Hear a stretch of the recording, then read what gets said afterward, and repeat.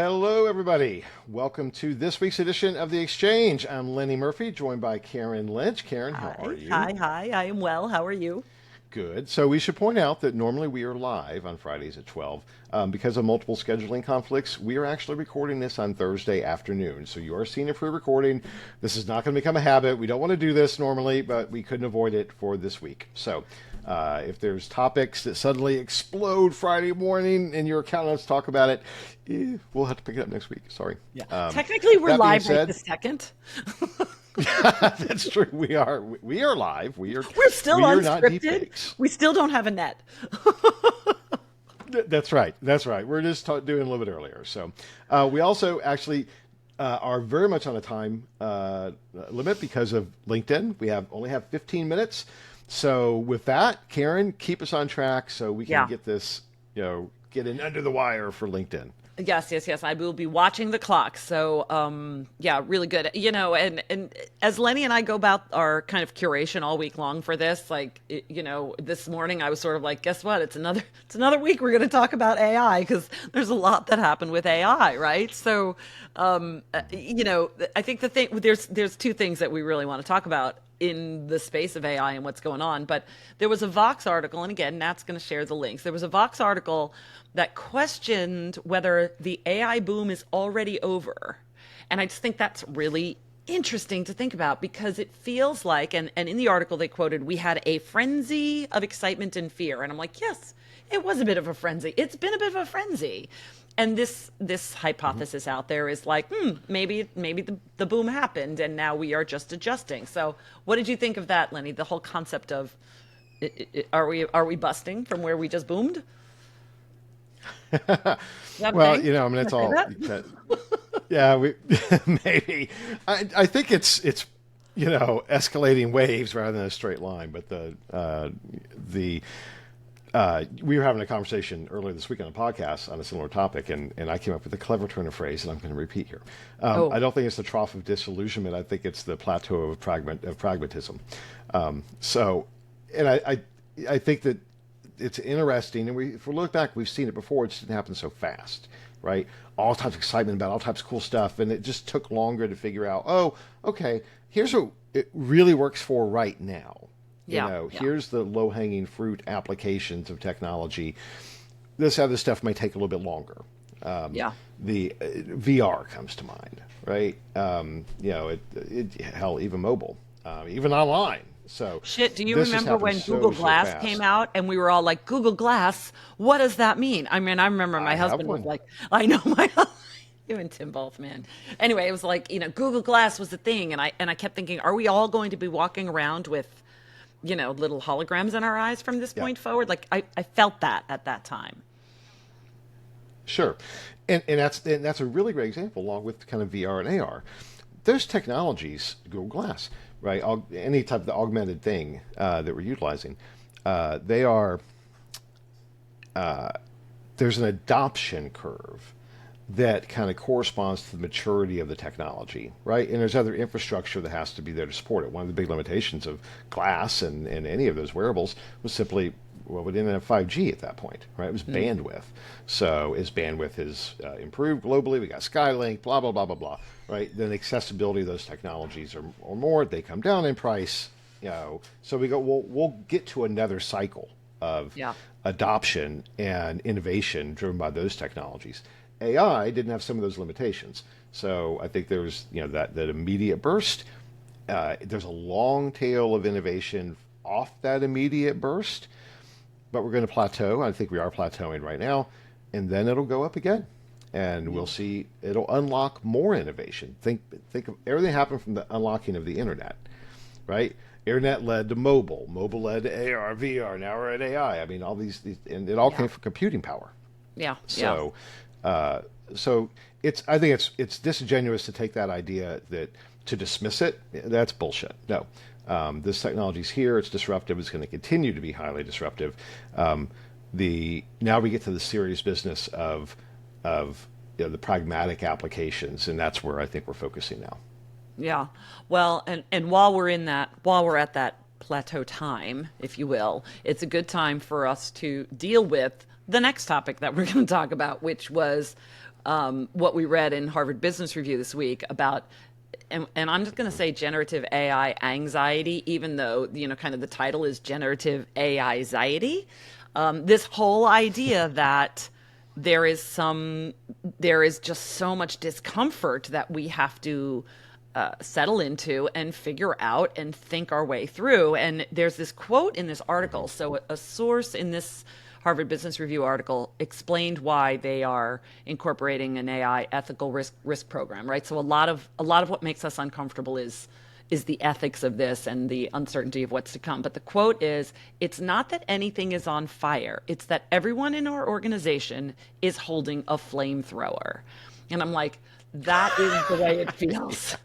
It feels like, yep, pretty much at any moment, we are all at great risk, and we just are bracing ourselves for that. So anyway, I just think it's a really cool idea. I don't know if you have felt any of that anxiety. I know I have, and it's good to have kind of a label on it that's making it normal for all of us.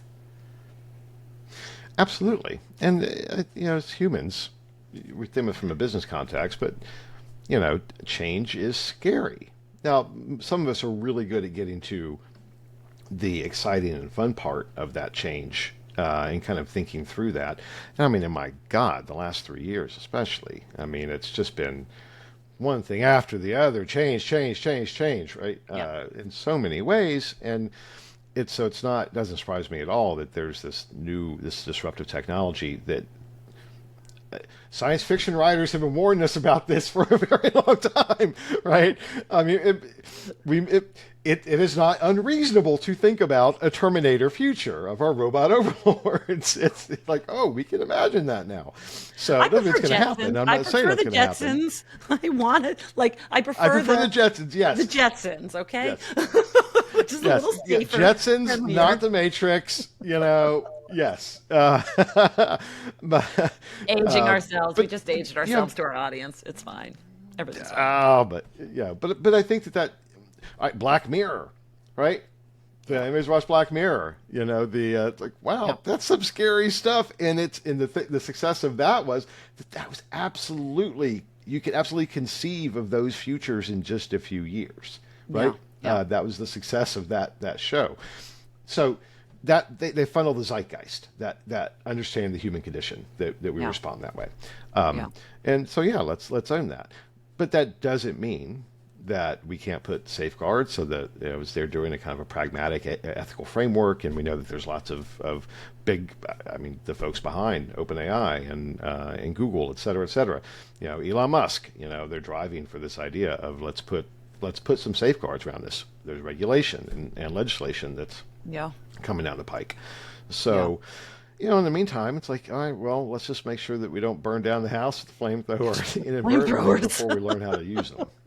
Yeah, and it's a great image, right? I know.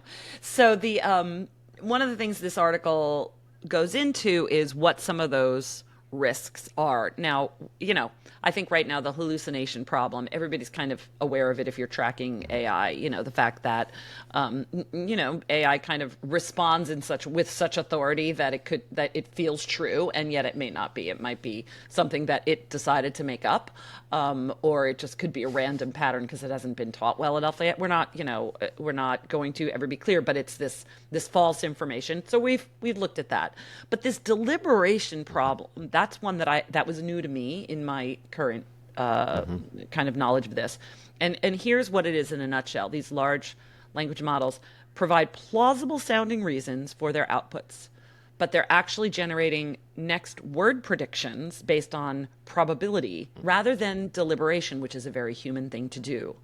So it ties into the first kind of risk, but there's this other risk that, if it's going to give advice, it's not giving advice based on the human experience or human knowledge or human intel or anything other than just probability. And that is a really dangerous place for us to operate. Anyway, that one floored me because I'm like, we in the insights industry need to be thinking about that, because if we start to rely on AI to give recommendations based on what it's seeing, it's very dangerous. That one upped my anxiety quite a bit.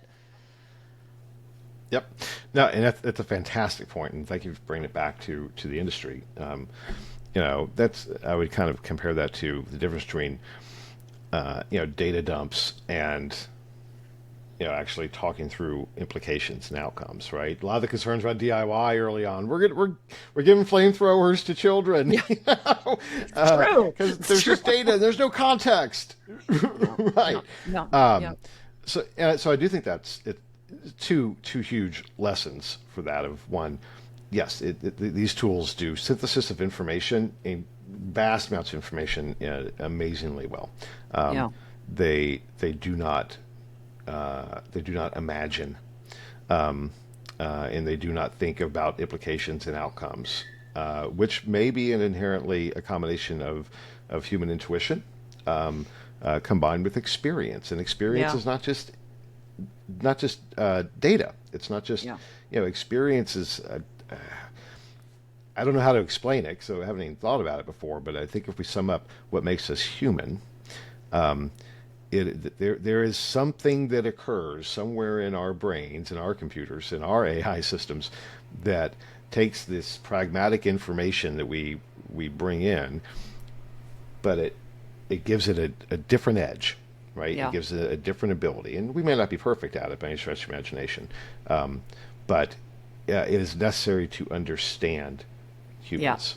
So yeah, therefore, it yeah. is necessary to give appropriate potential implications and outcomes from a human perspective, not just a data perspective. Yeah, yeah, yeah. I know. I'm sure there are like, academic researchers in either, development or developmental science where, where it talks about how we get our developmental reasoning and deduction skills and how AI Hmm. does not have those. It has a different set of skills.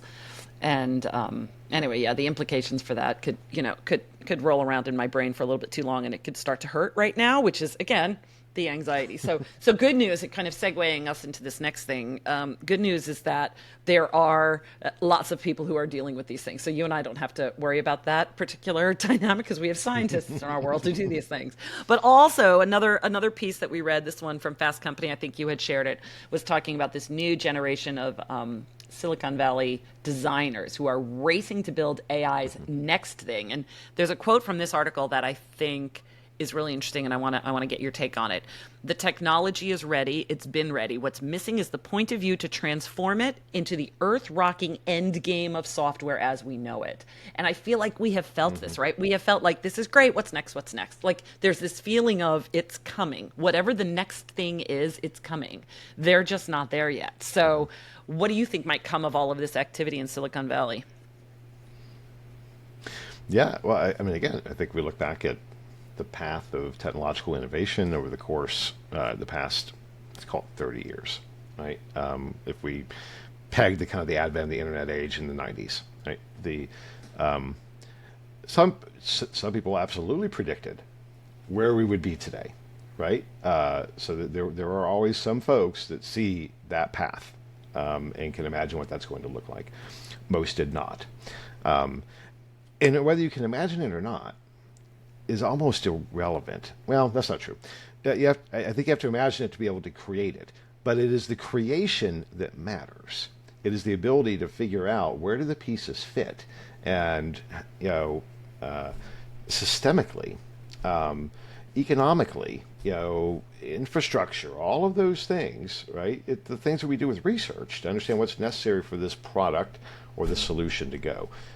Here's what I know with 100% guaranteed that as you said, there are a, a million incredibly smart people that Yeah. are working on those problems, all of those problems, Yeah. um, and it will be unlocked. And Yeah. I know someone took offense to this comment the other day. Not offense, but I used the old saw that the laser was a solution looking for a problem.